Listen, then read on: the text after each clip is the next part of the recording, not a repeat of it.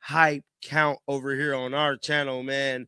Now, with that being said, we all know Stephanie White went out of character yesterday speaking to the media. She didn't even let the people talk. She didn't let people say what they had to say. Now, this was Dave Portnoy this morning, kind of responded to it all. And before we get into what Dave Portnoy had to say, let's have a revamp of everything Stephanie White said. There's growing frustration over the WNBA's failure to address repeated dangerous conduct on the court. The latest incident involves DIDN Carrington, who has drawn criticism before for aggressive tactics that go beyond normal physical play. When confronted about her reputation, Carrington has denied being a dirty player, insisting she simply competes hard and never stops chasing a loose ball. But footage from a recent Dallas Wings matchup against the LA Sparks tells a different story. I had to say, let's have a revamp of everything Stephanie White said today. This isn't necessarily for those people that are in this room. This is more for an online community that's trying to create narratives that simply don't exist. Trying to create a fabrication or distortion of who I am, of what I'm about.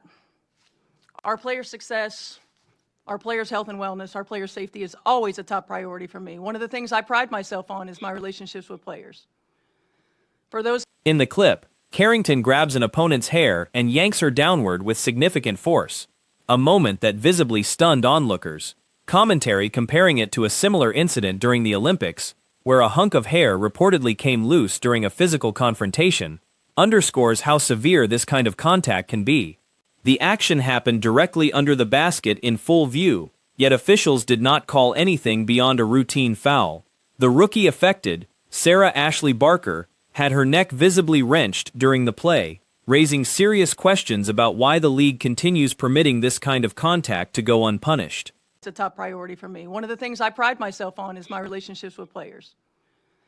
For those who have anything to say about the play in the last game, I didn't see the play in real time. I went straight to a press conference. I thought the play got called right. Thankfully, Sophie's okay.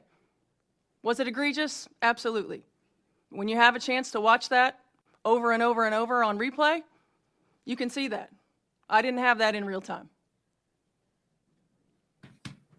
Were there any I take personally any suggestions that I don't 100% always have my players back. I ride with them. Attention has also turned to teammates standing nearby who witnessed the incident without physically intervening. The suggestion being floated is that opposing teams may eventually need to respond physically themselves if officiating continues failing to deter this behavior, with speculation that a suspension of a few games might finally curb it. Frustration is mounting that Carrington seems to operate without consequence, as if untouchable, while the league takes no meaningful action. Calls are growing louder for teammates to start pushing back physically rather than allowing repeated targeting to continue. Any suggestions that I don't 100% always have my players back. I ride with them 10 toes down all the time. No, you don't. All the time. No, she don't. No, she don't. No, she don't. I'm done even listening. I hate that part. That was the worst part for me. But here's Dave. A lot of that feels aimed at you, your response. I don't know if that's aimed at me necessarily. First of all, it's a well-known fact. When you go low, I go lower. That's something I always said. So we have a general disagreement on that. Now, the beginning of the clip is not in there, and she did say... The central question being asked is whether the WNBA considers itself a legitimate professional league, and whether officials will step in before someone suffers a serious injury, or the situation escalates into an actual physical altercation between players. The play in question is being dismissed as anything resembling a basketball move. Pulling an opponent by the hair cannot reasonably be classified as contesting the ball. Watching the sequence, its clear contact was intentional and had nothing to do with playing defense.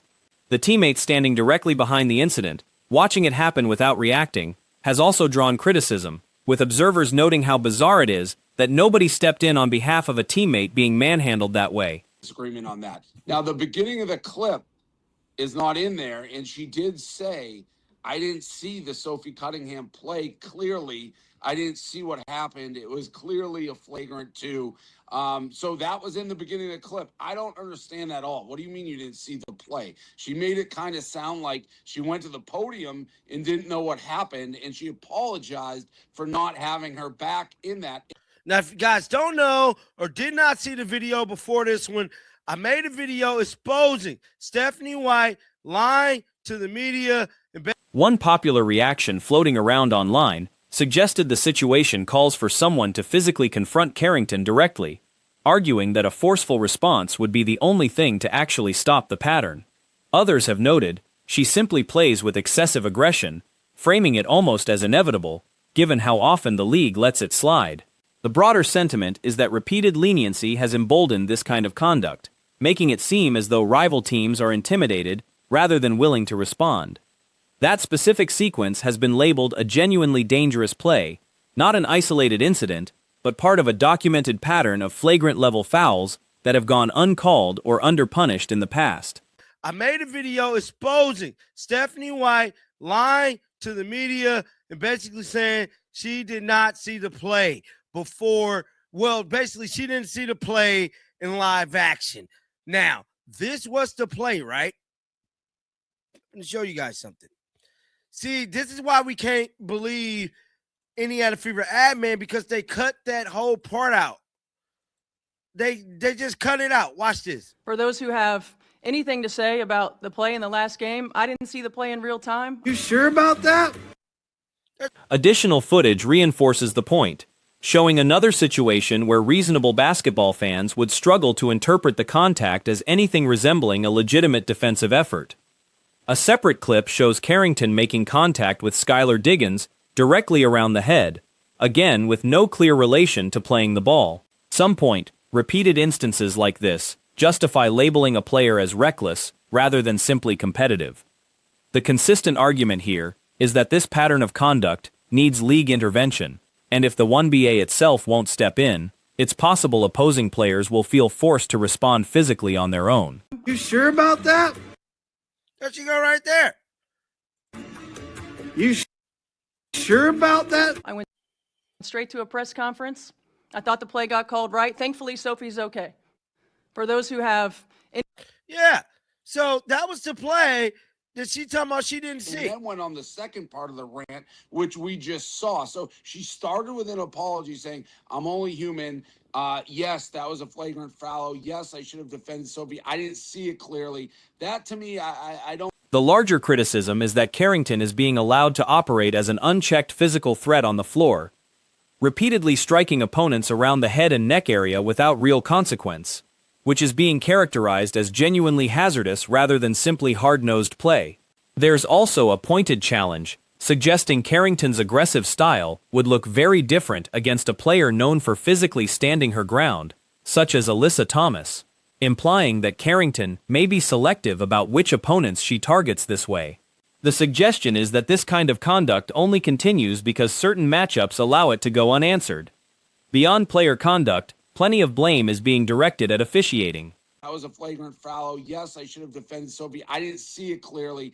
That, to me, I don't know how much I believe. Like, what do you mean? You had the best seat in the house. You don't watch it on the monitor. You don't do anything. I think she should have just said, I screwed up. I shouldn't have defended Carrington. I should have just defended Sophie and had my team's back. All this other stuff about you're not going to divide us. She's talking about, I think, the league. She's talking like we're not going to get the league hijacked. Listen, I don't care what you think of the league, Stephanie White. The lack of any meaningful foul call, no technical, no flagrant designation, not even a video review, has drawn sharp criticism of the referee's competence, with pointed sarcasm suggesting they'd be better suited for entirely unrelated jobs rather than officiating professional basketball. The frustration boils down to a simple question: how does contact like that go unreviewed and unpunished? It's being framed as unacceptable for a legitimate professional sports league, with repeated insistence that this isn't meant to resemble a lawless, unregulated style of play. While acknowledging Carrington's overall skill and legitimacy as a player, there's confusion about why she continues resorting. Not about the game being played, but she manufactured another story, and she did. Let's start here. This is a professional coach, or is supposed to be, of a professional league. Supposed to be. She has absolutely no ability to handle criticism at all. She cannot keep. The overarching message directed at the league is that it needs to clean up this pattern of dangerous incidents and hold both players and officiating accountable. There's particular disbelief that the officiating crew could witness that level of contact without stopping to review it, especially given the real risk involved. A rookie player could plausibly have suffered a serious neck injury from being yanked that forcefully by the hair. The situation is being characterized as reckless and hazardous, with a final call for the league to address the pattern before someone gets seriously hurt, and continued frustration that a player with a documented history of similar incidents keeps operating without real accountability. Things from getting personal. I don't know if she believes this is how professional coaches act. Can you imagine if she was the manager of the Yankees or the coach of the Eagles? She wouldn't last a week. People have been very critical of her. People have called her out for not having Sophie Cunningham's back the other day. Serena Williams is back in the news following her ESPYs appearance, where comments she made alongside her sister Venus about sports commentary quickly went viral and stirred up plenty of reaction online. Months back, Pat McAfee sparked controversy on his show when he used an unflattering term while discussing Caitlin Clark, causing a stir across social media. McAfee is widely known as one of Clark's most vocal supporters, and it seems likely the comment wasn't meant with any real malice. That's simply his usual blunt, profanity-laced style of talking. Gets caught in a little bit of a fib here, too. She claims she did not see the play between DiDN and Sophie. You sure about that? You know, this isn't necessarily for those people that are in this room. This is more for an online community.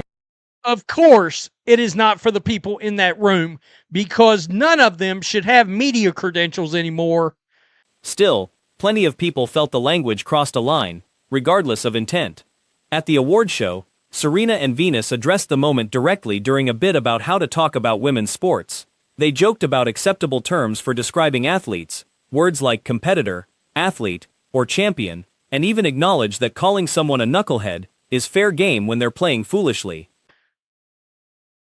Because they should be crushing you over these unprofessional, unhinged remarks that you made.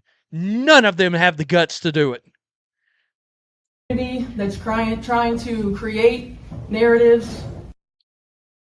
She goes after an online community. Stephanie White, is Austin Kelly coaching this team? Because at this point... But they made clear that a certain derogatory term aimed at women was off limits, adding a pointed, "you know who you are." They also poked fun at the idea that fans are allowed to support more than one female athlete at once, joking about liking both Serena and Venus, or both Clark and Angel Reese, or even entire rosters of women's teams. Shifting to another storyline, reports suggest Clark could be added to the Olympic roster after all. Earlier reporting on this was unconfirmed, but new details suggest there's real substance behind it. I gotta believe you gotta be spending a lot of time online, looking at social media, looking at, oh yeah, Stephanie White, you got conservative media covering you now. You got voices that you're not used to hearing from that aren't afraid to call you out. You got people that have covered other sports that aren't. Diana Taurasi, a 5-time Olympic gold medalist, has been dealing with lingering issues, including back soreness and an unspecified injury to her lower leg, that have limited her availability throughout July. With the Paris Games fast approaching, her readiness has come into serious question. If Taurasi can't recover in time, Clark, who was notably left off the original 12-player roster, could be tapped as her replacement and get her first ever Olympic experience. Afraid to call you out. And it seems that you can't handle it and you are cracking. You know, this isn't necessarily for those people that are in this room. This is more for an online community that's trying to create narratives that simply don't exist. Trying to create a fabrication or distortion of who I am, of what I'm about. Our player success, our player... The Mercury organization hasn't released detailed updates on Taurasi's condition. She initially sat out a game against Connecticut on July 1st due to back pain, then returned to play 30 minutes against Dallas just 2 days later, but her exact status heading into the games remains murky. Taurasi wasn't expected to play in Indiana's matchup that evening, and no clear timeline has been shared for her recovery. Players' health and wellness, our player safety is always a top priority for me. One of the things I pride myself on is my relationships with players. For those who have anything to say about the play in the last game, I didn't see the play in real time. I went straight to a press conference. I thought the play got called right. Thankfully, Sophie's okay. Was it egregious? Absolutely. When you have a chance to watch that over and over and over on replay, you can see that. I didn't have that in real time. Given the uncertainty, Clark is increasingly viewed as the top candidate to step in if Taurasi is ruled out. Reports from when the roster was first revealed in June already flagged Clark as a likely injury replacement option, and given how well she's performed this season, arguably outpacing Taurasi's numbers, many feel it's only fitting that she'd get the call if needed. Under Olympic rules, alternates can replace any athlete on the roster right up until tip-off of the opening game, which is set for July 29th against Japan. I take personally any suggestions that I don't 100% always have my players back. I ride with them 10 toes down all the time. All the time. They know that. It's a shame that we can't have an opportunity to talk about what great basketball they're playing. Because they are fucking playing. No, we can't, because you won't quit doing dumb shit. And in this case, saying dumb shit. That means Clark would technically still be eligible even close to the start. The bigger question is whether Clark would actually accept the spot if offered. She's played basketball nearly non-stop all year with barely any real break, so there's a real chance she might decline in order to rest her body.